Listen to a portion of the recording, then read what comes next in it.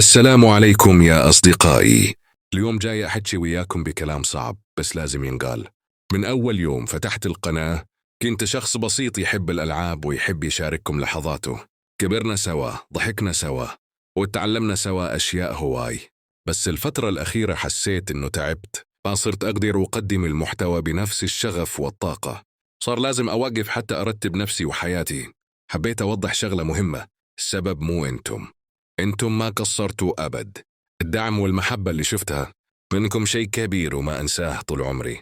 شكر كل شخص دعمني بلايك وبتعليق وباشتراك. أنتم أجمل شيء صار إلي بهالقناة. اليوم أعلن اعتزالي من اليوتيوب، ما أدري إذا راح أرجع أو لا، بس اللي أعرفه إنه محبتكم باقية بقلبي. انتبهوا على نفسكم. وكان معكم باقر الأسد، وهذه رسالة.